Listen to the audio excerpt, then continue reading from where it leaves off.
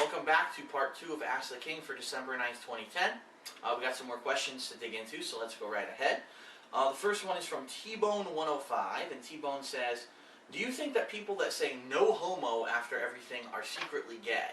Well, this is a great question because I hear this all the time, and I've actually finally figured it out. Here's the thing, when people say no homo, they're not saying, no, that's not a homosexual statement. They're actually saying, no homo. Anyway, that's just a joke. Yeah, it's really weird that people do it. I don't know why. I mean, if you, for example, I make gay jokes. Sure, I do. I mean, the other day we were over here modding joysticks. We were talking about dick sucking and all kinds of silly shit like that. I mean, if you're secure in your masculinity, you're not going to give a shit, you know, about making a gay joke. It's just funny. And again, it's not offensive. You're not trying to offend gays. It's just silly fun. And if you're mature enough to understand that, then you shouldn't have to say no homo after every silly thing that you say. That's just ridiculous. If to me, that's like you're actually afraid that someone you're with would mistake what you're saying for fact or for being serious. And if that's the case, maybe you're not. Oh my God, I'm about to erupt here with a burp. Excuse me. Maybe you're not as good of friends with those people as you thought you were. Maybe they don't know you as well as they should. And maybe you shouldn't be saying that kind of stuff around those people anyway. You know, when I joke around with John and Howard, I know that they know I'm not gay. So I can say silly shit and they're not going to care. It's funny, you know. So, yeah. Sorry, I'm confident enough that I don't have to say no homo after every silly statement I say. That's ridiculous. Okay. The next question is from Lolzy. And Lolzy asks, Dear DSP, I have a Christmas-related question for you. To start off, ever since I was young, I've always feared the idea that Christmas wouldn't be any fun anymore after a certain point in my life. So far, I still really enjoy Christmas. The disillusionment others at my age, I'm 18, often feel during the holiday season. I guess what they meant to say is, Lolzy is not feeling the disillusionment. What really fascinates me, though, is that you at age 30 still seem to enjoy Christmas a whole lot.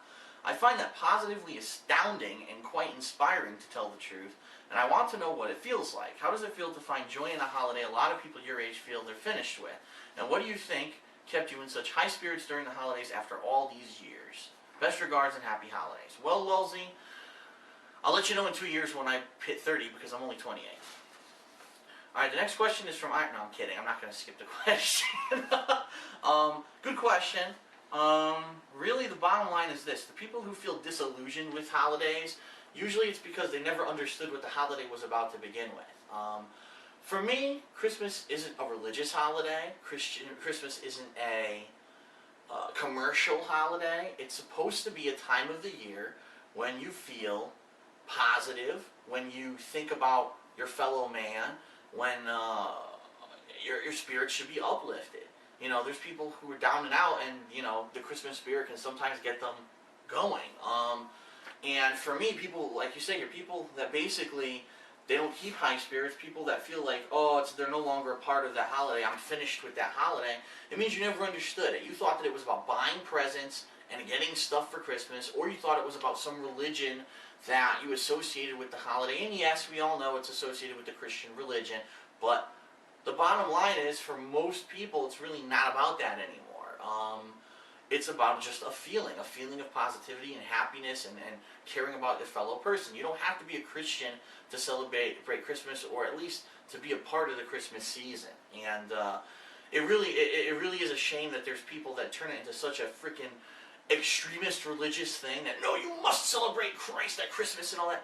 Get the fuck out of here. Really, you know, it's one thing and everyone has a right to celebrate their own religion, really, honestly, but it's not your place to shove it down anyone else's throat. Everyone can have their own beliefs, and they all have a right to. In fact, that's part of the United States of America, is that everyone's supposed to have their own ability to believe in what they believe and celebrate whatever religion they want, whether they have religious beliefs or not. And for someone to shove it down your throat is unacceptable. So, you know, if the country is going to name Christmas a national holiday, which it has, then everyone should have the ability to celebrate it however they want. So, and I think that's some of the problem. People get disillusioned with the holidays because they think, oh, it's just a religious thing and I'm not religious anymore, or I never was religious, so why should I be involved? Or, oh, this is about for people who have money, who can buy hundreds of dollars of presents every year for their friends and family. I don't have friends and family who have money, or I don't have money, so it's not my holiday. Well, It's not. It's not what it's about. I mean, you don't even need to have a Christmas tree to celebrate Christmas. You can just, just be merry, and if you see someone who needs help, help them out, and wish everyone a Merry Christmas. And just, you'd be surprised, just the smallest thing, the smallest positive thing, what kind of an impact it can have on someone's day, especially if they're having one of the worst days of their life, and they just see a tiny bit of positivity. It could totally change things. So, don't be one of these Grinches. Don't be one of these Scrooges. The holidays aren't only about religion and money. It's about a feeling of positivity and warmth towards your fellow person. I think that everyone could be a part of it.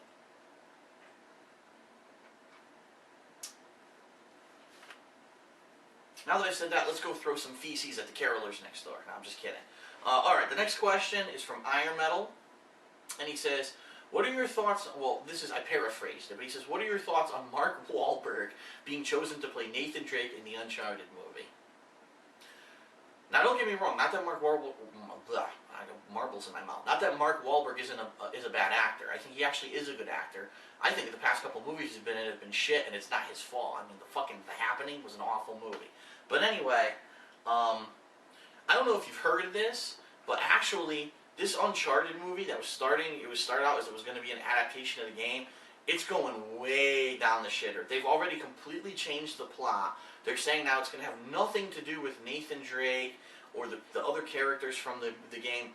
Now it's going to be Nathan Drake is part of a multinational merc group who goes out and basically are hired to do like extreme missions to steal like artifacts. So it's going to kind of be like, some kind of SWAT team that goes out there and invades countries to steal an urn. It's like, what the fuck is this? This has nothing to do with the game. So if this is the route they're going, and they're gonna, here's what they should call it. They should not call it Uncharted. They should call it whatever the hell they want, because in my opinion, they're doing exactly what they did with Final Fantasy: The Spirits Within. It's a movie that had nothing to do with Final Fantasy whatsoever, but they thought, hey, if we tag that fucking name on it, maybe some people will go out to see it. That's exactly what happened, and everyone who saw that movie said, what the fuck did I just see? It wasn't a bad movie, but I had no idea why it was called Final Fantasy. And it's going to be the same thing here. You're going to go see this and say, what does this have to do with Uncharted? Nothing. They've changed the plot, they've changed the characters, they've changed everything. What am I watching? So, bad producers, bad developers. Get that shit out of there. Stop making bad movies like that.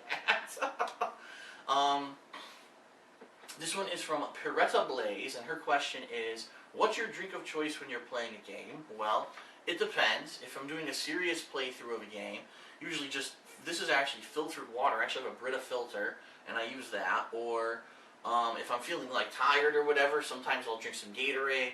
Or if I really need a boost, I'll drink some energy drinks. And you've seen some of the ones I've drank before. I've tried Jolt Cola, I've done NOS, and I actually like that new one, FRS.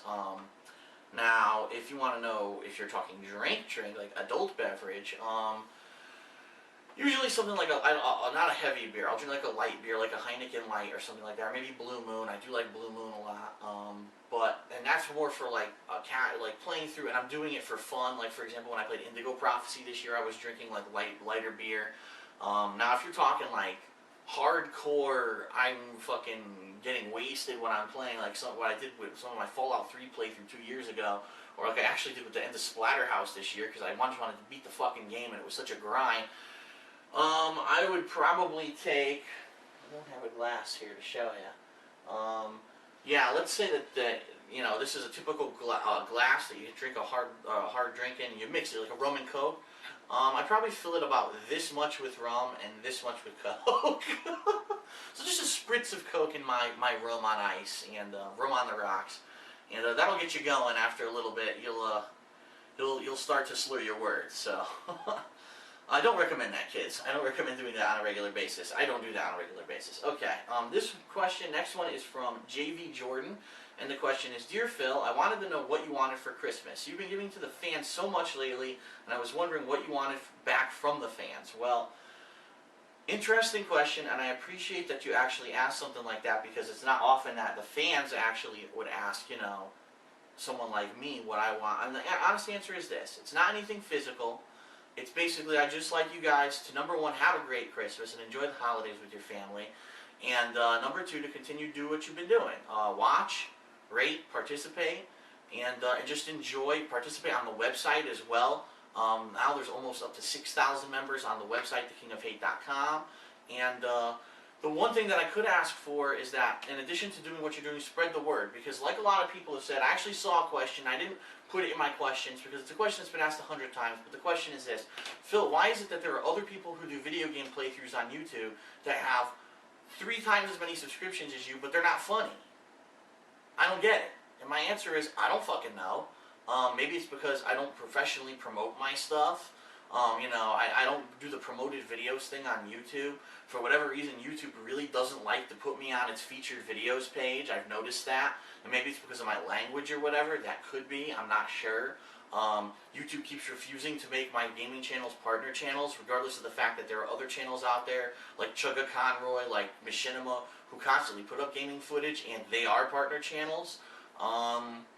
So yeah, it is annoying, but the best thing I could say is if you really are concerned about that kind of thing, you gotta spread the word.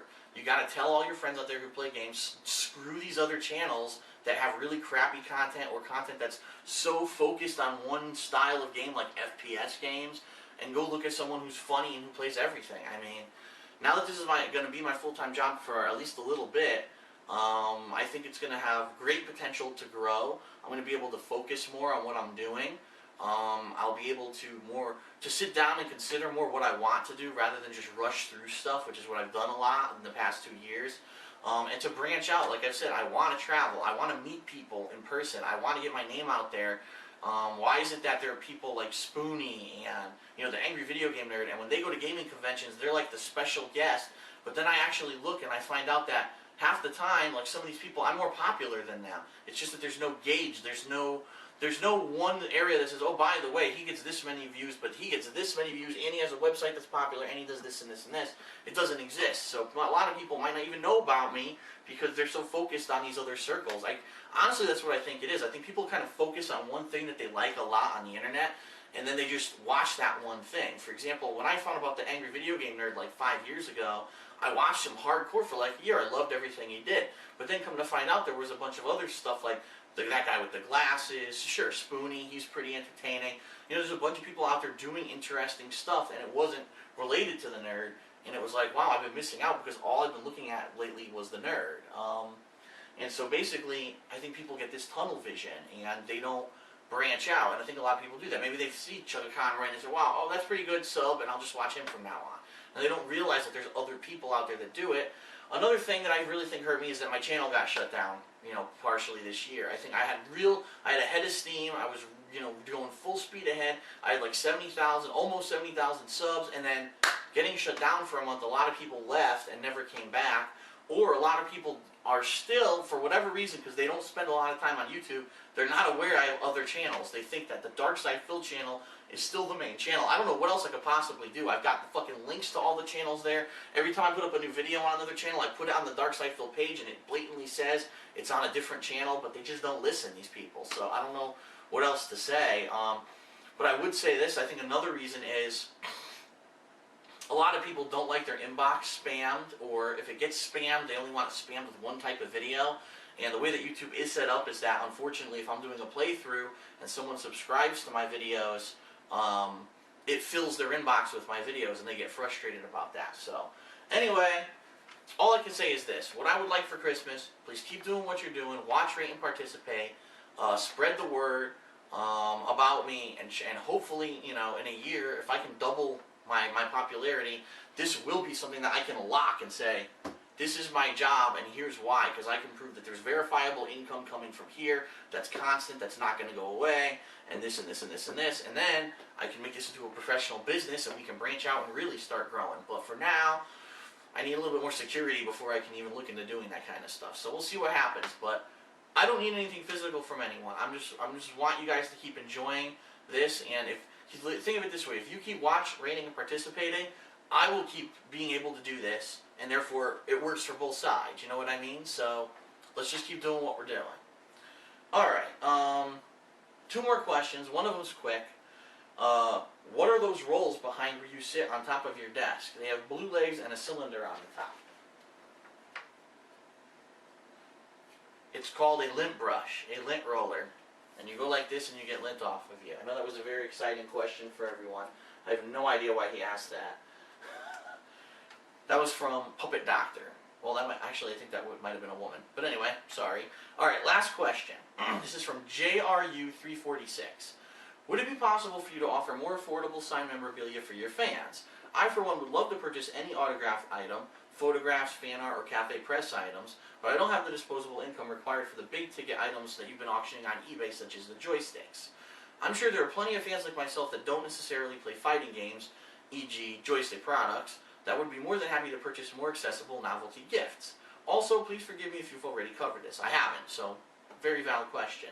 I know you're getting a P.O. box in the near future, but until then I'd be willing to pay, up front for something, for example, an 11 by 8.5 printed graphic of your choice that you could sign or something like that.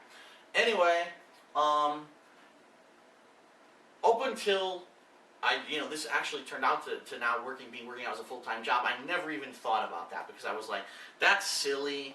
There's not going to be demand for like for example, if I printed out this logo on a sheet of paper and I autograph it, I would never thought that someone would want something like that or would pay for something like that. But now it seems apparently there is demand for it, and that's pretty cool. So, I mean, I'm not saying immediately that I'm going to do it, but what I'm going to do is probably after December ends. In January, there's going to be some downtime. There's going to be 2 or 3 weeks there where I really have some time to figure out some stuff I want to do. I think a couple things I'm going to do. I think the first thing I'm going to do, I'm going to redo all the merch on Cafe Press. I'm going to add new products with the new show. So there might be Ask the King logo shirts and stuff. There might be an apron with Cooking with the King and stuff like that. That's what people have been asking for, so I may be doing stuff like that. In addition to that, I'm also probably going to be looking to add new stuff. So, for example, if people were interested in something like that, that's simple. That's something I could, obviously, if you just want my autograph or something like that, an 8x10 logo that I could print. Maybe I could get nicer paper. Obviously, I'm not going to use regular shitty sheet of paper. Maybe I can get some of that matte format paper and print it on better paper and send you one for a couple bucks or whatever. That's possible. Again, I'm not full of myself, so I didn't think that would be anything that people would want. But now it seems like people are now starting to ask me for that kind of stuff. I am getting a lot of feedback on the joysticks that, wow, this is great that you're offering them, but they're going for really high prices, and unfortunately a lot of us don't have that kind of money. We'd like something small. So, okay, I get the message, and I'll look into it. A couple other things I'll be looking to do when I have some downtime is what new shows am I going to want to put out. For example, I did talk about having a show where I might talk about like back in the day, back in the 90s, what was it like to go to an arcade and actually have people line up playing games? What was it like to go to an arcade-based fighting game tournament? What was it like to be there on the launch day of the Nintendo 64 and stuff like that? I have a lot of good stories, so that might be a series I look to do in the future. And in addition to that, maybe some other stuff. Like I said, I want to look to see what kind of gaming conventions and things are out there. MagFest is going to be out because it's already sold out, but if there's other stuff, excuse me, in the area that I could go to, I might consider doing it. And also, I might get back into the tournament scene, probably with the release of Marvel vs. Capcom 3 on the middle of February. I might start going to tournaments again. So there's a lot to think about, a lot to digest, but to answer your question, JRU346, Give me till next month. Let me see what I can work out, and we'll see what I can do about that kind of stuff. So I'll get back to you. So, all right, that's it for this edition of Ask the King. Hope you've enjoyed it. Hope I answered a lot of your questions. Again, remember, if you want to submit a question for the next Ask the King, go to thekingofhate.com. There'll be a new thread that I'll be putting up later today for the next edition of Ask the King, which will be in 2 weeks. Now, if I remember correctly, today's the 9th, so 9, 10, 11, 12. So we might be able to squeeze one in before Christmas. We will. It'll be basically the Christmas episode of Ask the King. It'll be a couple days early. But, yeah, so we'll see what happens in a couple weeks. Until then, stay warm. It feels like my heat is working, which is good, so I don't have to sit here chattering for the rest of the winter because I've been so freaking cold up to now. And then I was like, I was going to hold off, and then finally I turned it on today, and I was like, all right, I just have to do it. So, all right, that's it. I'm DSP. I'll see you guys later. Thanks a lot.